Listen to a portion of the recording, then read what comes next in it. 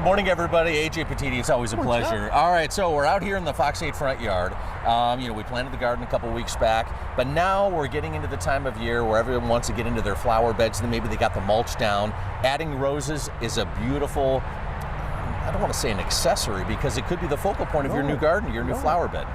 What they've done with roses over the past 20 years has been incredible. I mean, when I was growing up and when I was younger, roses were they were a lot of work.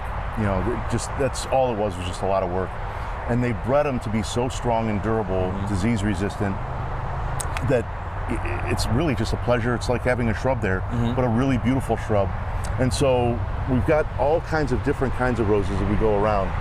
So on the far end, it's a tree rose. So those are actually a little bit delicate because that bud union is so high. So where you see that stem, the bud union is what you really have to protect over the wintertime. That gets a little bit delicate. So you want to keep that in the winter close to the house. They're great in containers, but close to the house, out of the wind. You want to keep that protected. The rest of these are bulletproof. So these are hybrid tea and floribunda roses. So those are more of your traditional classic roses, but again, they've been hybridized to really just be so much stronger, so much more disease resistant. But they create those nice big cutting roses. They smell beautiful. They're really incredible. And then this group over here, these are shrub roses. So Knockout's kind of a classic. They've been around forever.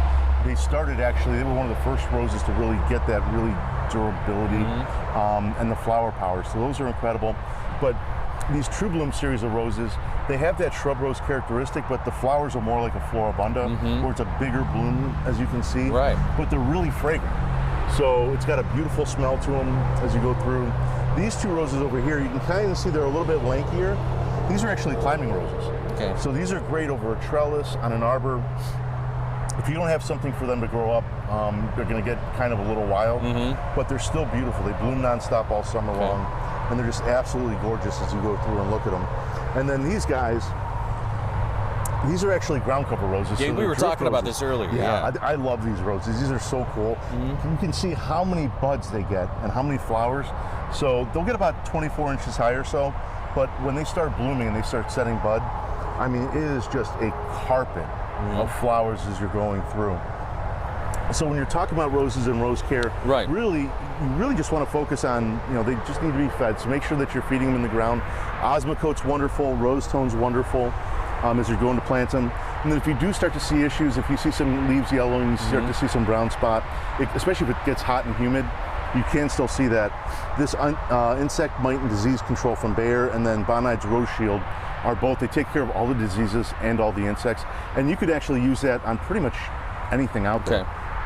So those work out really well. And then when you go to plant your roses, you want to make sure you get a nice hole.